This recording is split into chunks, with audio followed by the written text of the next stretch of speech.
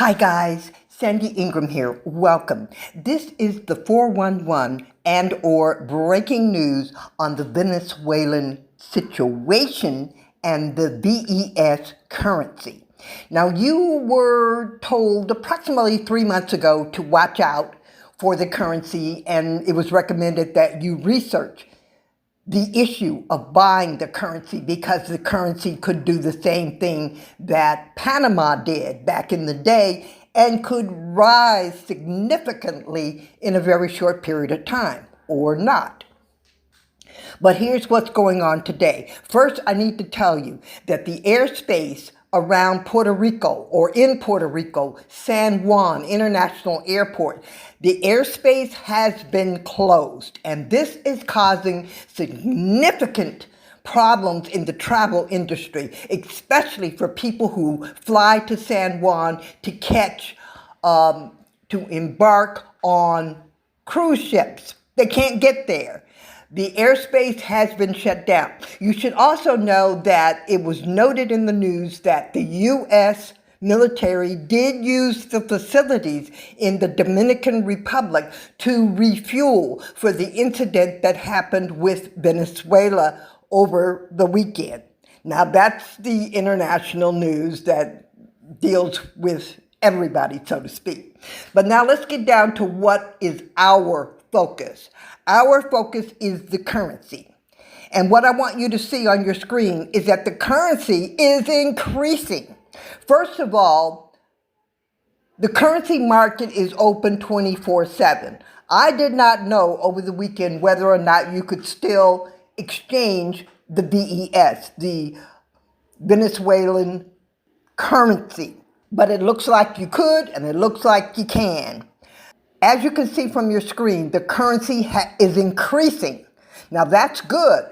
On our screen at the Yahoo Finance, which we sincerely believe that we can trust, you see that the rate is increasing. So if you are into buying troubled currency for the sake of profits later down the line, you want to look at this very, very carefully.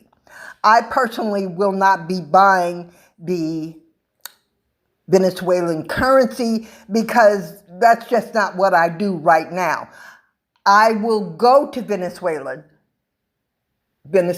as soon as it is safe, and I will then purchase my currency. Now, if this goes crazy, and when I say crazy, I mean it just starts going up, and up. I mean, people can change their minds. Okay, moving right along here. What you should know is this. Okay, let's get into the key points of why you might want to invest in the Venezuelan currency. First of all, Venezuela sits on the northern edge of South America, directly facing the Caribbean Sea. Now, its coastline is near major U.S., Central America, and Caribbean shipping routes. Control or instability in Venezuela affects trade, migration, and security across the entire Western Hemisphere. Now, people say this is the first reason, but Venezuela has the largest proven oil reserves on Earth in the world. Mainly, its production levels influence global oil prices, OPEC policy, and energy markets. As a founding member of OPEC, Venezuela historically helped shape the oil industry. But here's the little side note. Venezuela has been in trouble for a long time financially, and they have not upgraded their infrastructure to extract the oil and distribute it around the world. And thus, they were becoming friendly, jumping in bed with China. And this caused serious issues for the current administration, who does not want China's influence in the Western Hemisphere. Now, moving right along, energy security for Americans. Venezuelan oil is heavy crude, ideal for Pacific refineries in the United States and elsewhere. When Venezuela's energy sector collapses or revives, it directly, and that's the word, it directly impacts Western energy stability, fuel costs, and refinery supply chains. Now, the next issue is a political bellwether for the region. Venezuela became a symbol of ideology polarization in Latin America. Now, I'm not sure if I really truly understand those words, but I'm giving them to you because they're important. Its governance model influenced politics in countries like Cuba, Nicaragua, and Bolivia. A shift in Venezuela's political direction would reshape alliances across Latin America. I think what they're saying is Venezuela has a great influence on the other Latin countries, and the United States, the Western Hemisphere, including Canada and Mexico, does not want to see Venezuela and the other countries in South America and Central America go astray. Over 7 million Venezuelans have fled the country. Neighboring nations, Colombia, Peru, Ecuador, Brazil, carry economic and social strain because the people of Venezuela have been leaving the country because they've been having problems, serious problems. Venezuela has deep ties with China, Russia, and Iran. Now, I'm saying this, no one else is saying this. I'm saying that as long as they were holding hands with China and Russia, the Western Hemisphere didn't get too excited, meaning the current administration. But when they started holding hands with Iran, when it became a three-way or four-way, the current administration said, no, no, no, no, no, no, no, no, no, no.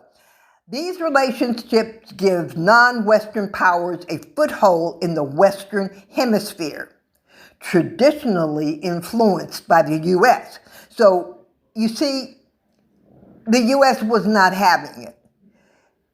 Venezuela holding hands with Iran was totally out of the question. He should have known the moment that the news lines start talking about his country.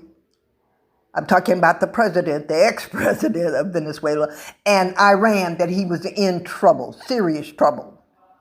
Now, I'm going to go back again to proximity to crucial trade routes. Instability near Caribbean shipping lanes raises risk to energy transport, commercial shipping, regional maritime security.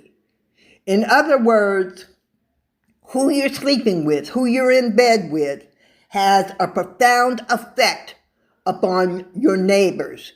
And the U.S. just said, okay, you've crossed the line, that's it, we're coming to get your ass, and we're going to bring you back to the U.S. to stand trial.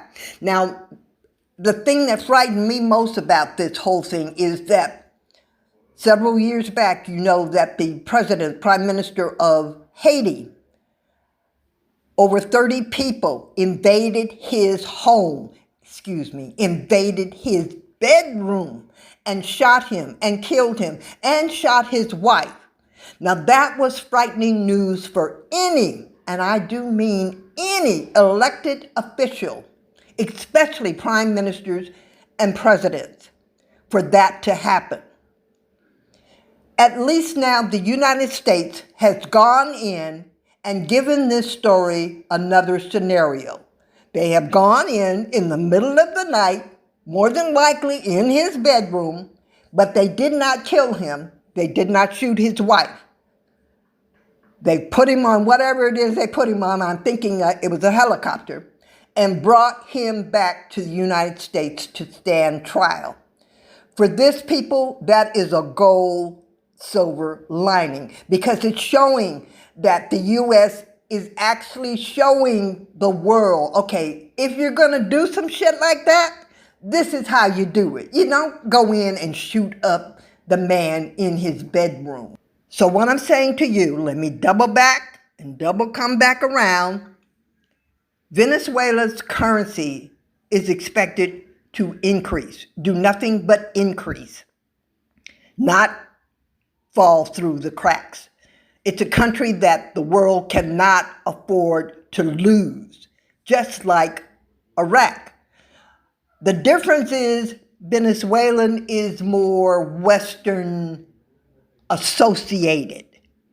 It may be easier to get things done and get the currency back on a stable footing and get the currency to a position where it will increase.